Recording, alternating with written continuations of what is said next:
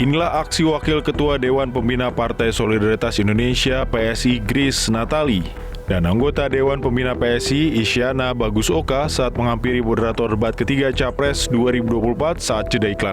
Keduanya sempat berbicara dengan moderator debat, namun belum diketahui apa yang diperbincangkan. Ketua KPU Hasyim Asyari menyayangkan aksi elit PSI tersebut dan menyebutnya sebagai tindakan yang tidak tepat. Hasyim menyebut aksi elit PSI tersebut bisa menimbulkan persepsi yang tidak tepat di tengah masyarakat.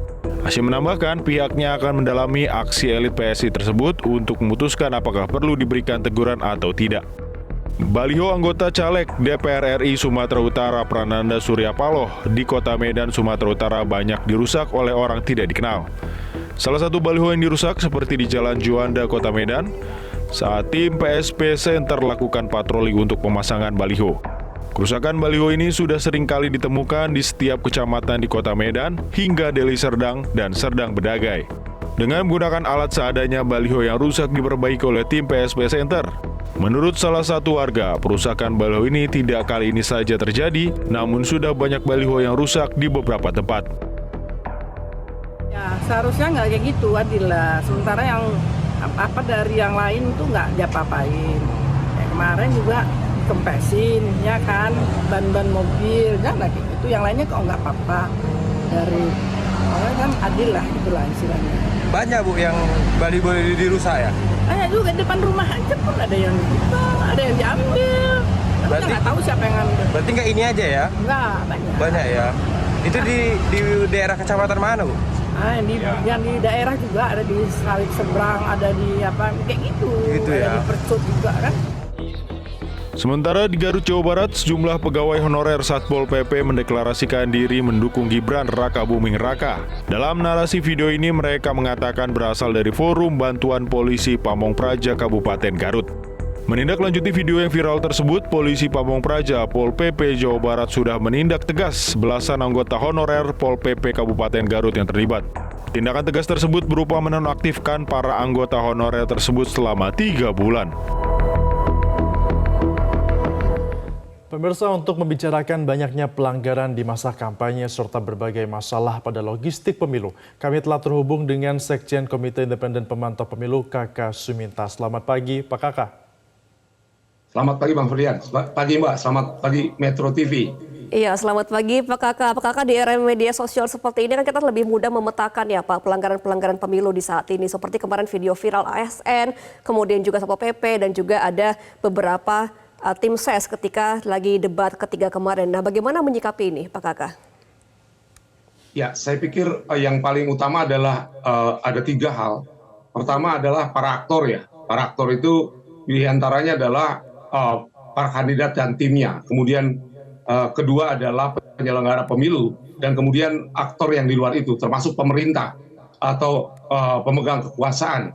Nah, kalau kita perhatikan pola-pola pelanggaran yang terjadi itu terdiri dari beberapa pola. Dan sebenarnya bisa kita identifikasi misalnya dari pelanggaran politik uang. Ini sudah mulai ada, tapi nanti kita bahas lebih lanjut.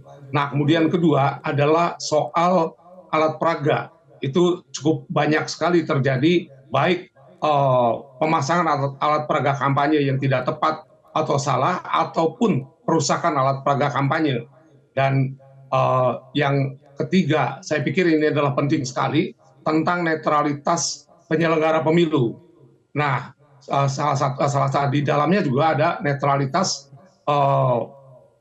pemerintah atau pemegang kekuasaan. Kami mempunyai catatan tentang itu, dan saya pikir ini termasuk pemilu yang cukup panas. Walaupun tidak ada incumbent, jadi ini pemilunya cukup panas. Kita perhatikan kemarin termasuk insiden yang ada kebetulan saya ada di ruang itu, di Istora ketika terjadi, sehingga ya mohon maaf sebagai pemantau pemilu cukup terganggu dan sempat memperhatikan apa yang terjadi di sana.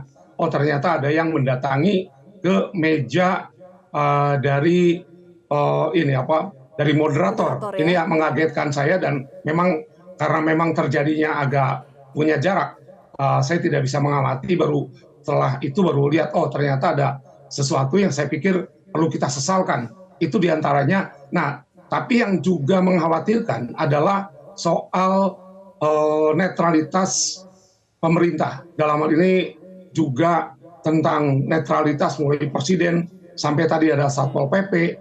Di Jawa Barat saja ada sekitar 5 ya. Sebenarnya kasus-kasus terkait dengan netralitas di tingkat provinsi. Kabupaten kota sporadis banyak, kemudian di Banten juga ada, di Jateng, Jatim juga ada, kemudian soal alat peraga banyak terjadi di daerah Gorontalo, kemudian Sulawesi Tenggara, dan berbagai daerah lainnya. Begitu, Bang Ferdian. Pak Kakak, ini menarik, nanti kita akan bedah satu-satu Pak ya. Tapi tadi Anda mengatakan bahwa ini terkait dengan politik uang. Apakah dari Komite Independen Pemantau Pemilu sudah menemukan adanya politik uang terjadi di lapangan, Pak? Ya, dari DKI Jakarta itu sudah nampak ada beberapa sinyalemen. Memang yang paling sulit dalam politik uang adalah pembuktian. Karena apa? Yang kami dapatkan itu pengakuan dari yang memberi, tapi kemudian dia sambil seloroh. Pengakuan dari yang menerima. Nah, bentuknya memang ada yang berbentuk uang, ada yang tidak berbentuk uang. Dan ketika kita tarik ke pembuktian, ini yang paling sulit dilakukan. Kenapa? Karena pembuktian itu perlu pengakuan, perlu adanya bukti, perlu adanya hubungan dengan ajakan di masa kampanye ini.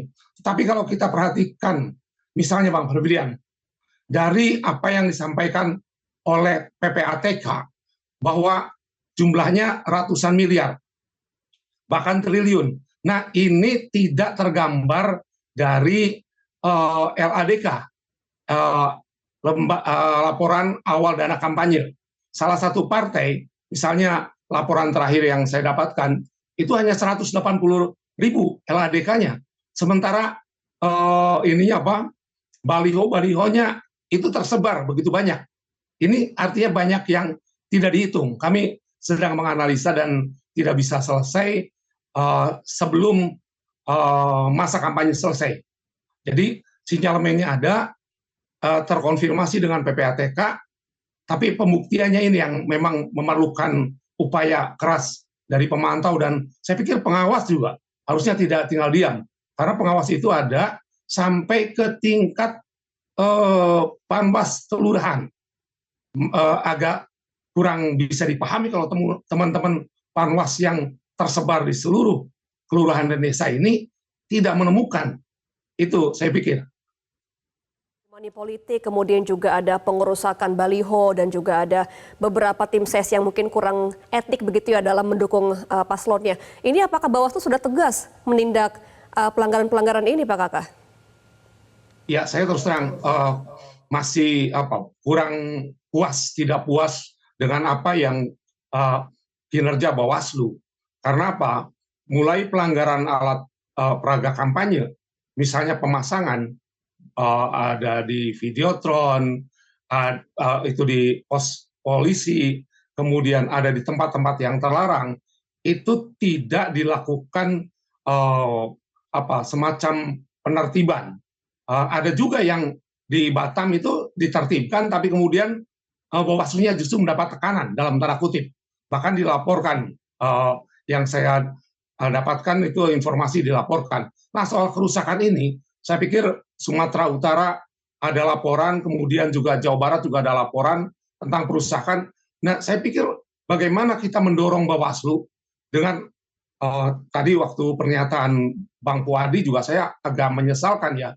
Kenapa harus menunggu laporan masyarakat kalau Bawaslu ada di sana? Karena di depan saya itu kan ada Bawaslu ya, ada teman-teman Bawaslu, ada tenaga ahli Bawaslu, kemudian juga para pejabat Bawaslu yang hadir di debat itu.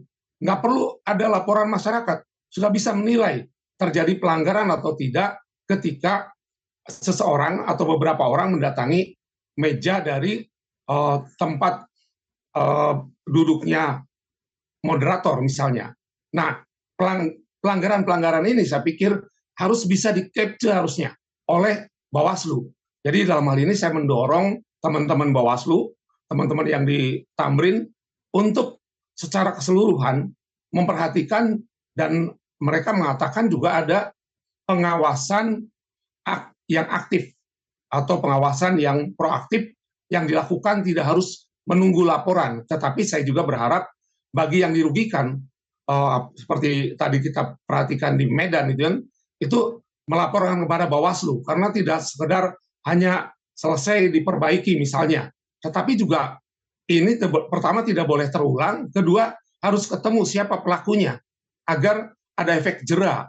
Tidak boleh. Saya ingat ketika 2009 itu sempat saya sebagai saksi ahli untuk orang yang merusak baliho, dan itu masuk karena hakimnya memang diyakinkan bahwa terjadi perusakan dan ketemu orangnya.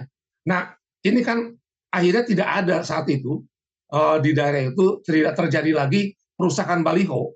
Ini harus, ya saya pikir Bawaslu bisa, kalau waktu itu saja Bawaslu-nya masih tidak permanen, mampu untuk melakukan itu. Ini Bawaslu sudah permanen, sudah pasukannya sudah sampai pada tingkat kelurahan dan desa. Seharusnya sudah embedded, melakukan pengawasan melekat sehingga setiap peristiwa itu tidak perlu laporan sebenarnya. Tapi kalau memang harus melapor, saya dorong teman-teman yang merasa dirugikan dari partai manapun, dari pasangan calon manapun, melaporkan dengan pembuktian. Nah, saya punya catatan juga ada bahwa memang kadang-kadang saya pernah melapor 3 kali ke Bawaslu, 2 ditolak, artinya tidak diregister. Ini juga buat saya catatan ya. Ada peristiwanya, kita membawa buktinya, tapi kemudian tidak diregister. Proses Nah, pelanggaran itu agar bisa terjadi. Pak Kakak, namun dengan permasalahan yang ada ini Pak Kakak, apakah nantinya yang dikhawatirkan bisa tidak ini menambah angka golput atau menurunkan kualitas pemilu karena dikhawatirkan masyarakat sudah kecewa dengan banyaknya pelanggaran yang terjadi? Ya, saya pikir masyarakat saat ini menghadapi sebuah dilema ya. Dilema kita tetap percaya dan ingin demokrasi ini hadir di Indonesia di satu sisi. Di sisi lain, preteks dari pemilu ini menuju nanti 14 Februari itu sudah diwarnai dengan berbagai hal yang di mata publik itu ada ketidakadilan. Karena yang bisa membuat publik kecewa itu adalah ketidakadilan. Ketidakadilan misalnya ya keberpihakan pemerintah terhadap partai tertentu atau pasangan calon tertentu. Ini akan menimbulkan kekecewaan. Kecewaannya itu ada 2 hal. Dari pemilih pasti ada 2 hal. Pertama, ya sudah saya tidak percaya pada proses. Tapi bisa juga kemudian publik marah. Nah, kita harus mengelola ya, KPU dan Bawaslu dan juga semua pihak mengelola agar menjelang pemungutan suara dan nanti rekapitulasi, kita sama-sama menjaga, khususnya dalam hal ini yang sering disorot justru langsung Presiden sendiri ya, oleh publik, termasuk komentar dia tentang debat yang saya pikir juga tidak pada tempatnya ya.